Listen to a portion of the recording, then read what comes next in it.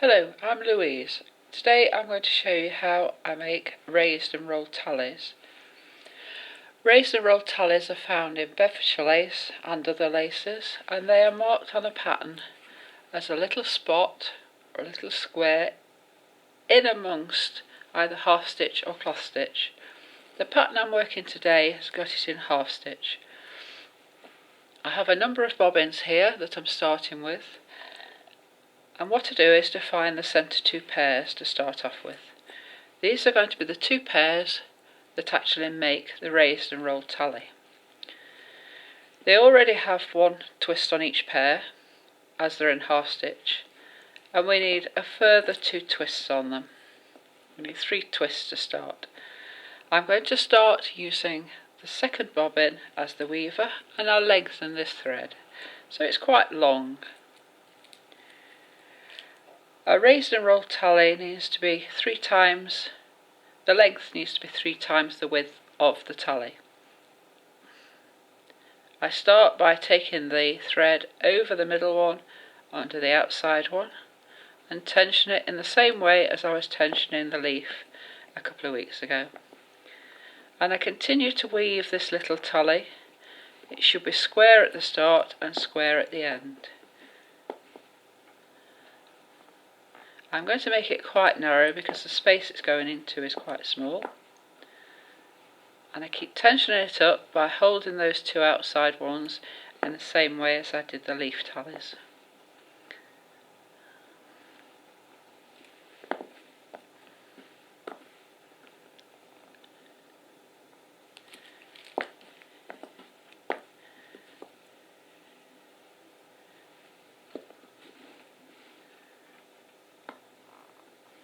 This is almost square now. I've got to make it a little bit longer than that.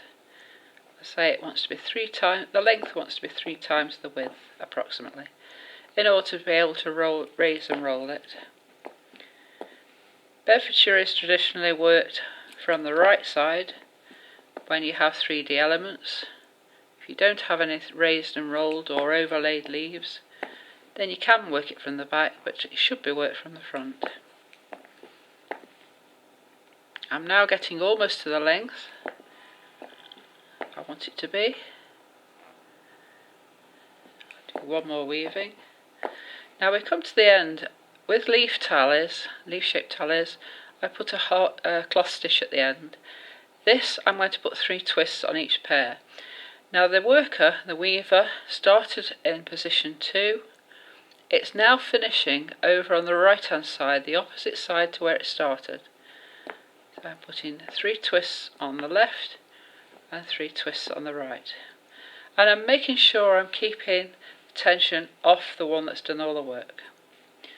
I'll lay a pin on top. I take the left hand pair first, away from the worker, pin across the threads and take it round the pin. Transfer the pin to my other hand and take the other side around the pin. A little bit tricky, sometimes the threads jump off. We've now got both of those pairs rolling around the pin with the threads on the outside of the tally. This I'm just now going to slip into place behind a couple of pins which will support it. The pin lays flat on the pillow and then I'm going to gently tighten that up. And there you've got a raised and rolled tally. All I would need to do now is to continue the half stitch or the cloth stitch. You will have noticed though, this process for some reason puts extra twists on the right hand pair. We'll take some of those off. We don't want all of those twists on. And we're now ready to continue with the half stitch with the pin laying flat on the pillow on the top of the lace. And we continue to work across. When you've worked the next row, this will push the tally up into place.